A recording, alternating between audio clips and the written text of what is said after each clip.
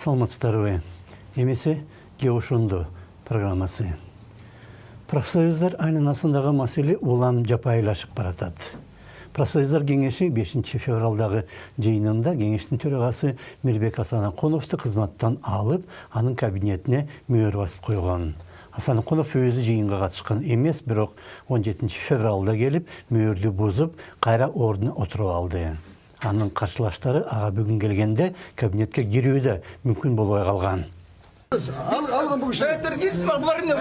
председателя Совета правления не пускают? Вы посмотрите, он не дает. Асанакунов жумушка барып келгенде жан сакчыларын коштосунда жүргөндөй, ал жокто дагы милициянын кабинетине эч кимди жолотпогондой. Профсоюздар кеңешинин төрагасы жана ал кеңеш бири-бирин миллиондогон ысырапкорлук кылган деп күнөөлөп келет. Аны жумуштан алган кеңеш мүчөлөрү бүгүн ага келип, кабинетине күч менен болсо да кирүүгө аракеттенгенин Асанакунов жапайычылык деп атады.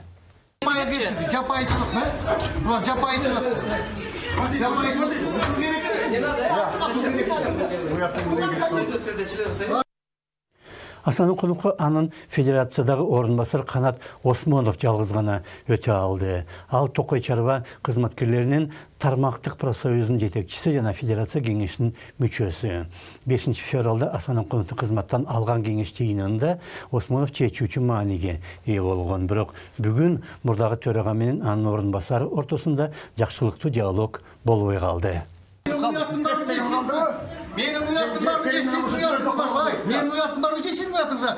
Бұл кеші мына Қанат Досбаев 10 жыл осы жерде председатель отырады. 10 миллион менен 3 иш қылмыш иш қозғалтып кеткен. Сенің ұятың бар бай. Сенің ұятың бар осы жерде. Сенің бетің бар бай.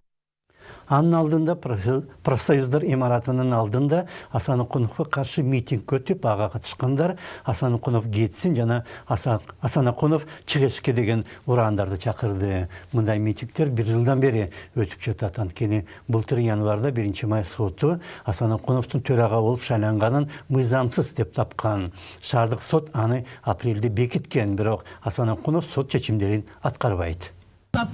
Мандатын тапшырсын. Асанакунов! Асанакунов! Асанакунов! Асанакунов! Асанакунов! Асанакунов! Асанакунов! Асанакунов! Асанакунов! Чыгышке!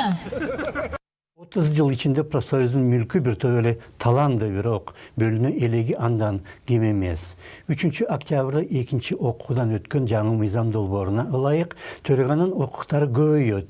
Бийлик менен алакада болсо, профсоюздар атынан федерация гана жалгыз сүйлөй алат, бирок тармактык же көз карандысыз профсоюздун бийликке кайрылуу укугу болбой калса, профсоюз деги эле өз маанисин жоготот. Андай өзгөрүүлөр менен Асанакунов албетте макул, бирок ага каршы чыккандар 2017 жылдын 16 январында ал төрага болуп шайланганда мыйзам бузуулар болгонун аныктаган. Аны ал кезде КСДП алып келип төрага кылып отургузуп салган, бирок ал мурда профсоюздун жетекчилигинде иштебептир. Ансыз шайлоо болсо уставды бузганга жатат. Ал гана эмес, Асанакуновдун жогорку билими да жок болуп чыгууда. Бирок жогорку сот былтыр апрелде райондук жана шаардык соттун чечимдерин токтоткон. Быйыл 9 январда болсо, ал чечимдерди такыр эле жокко чыгарып, профсоюздун ишине соттор кийлигише албайт деп салды.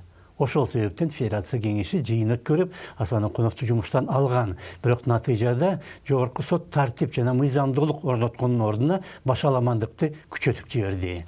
Эми бийлиги жоондун тартиби орной баштады. Ошондо саламат калыңыздар.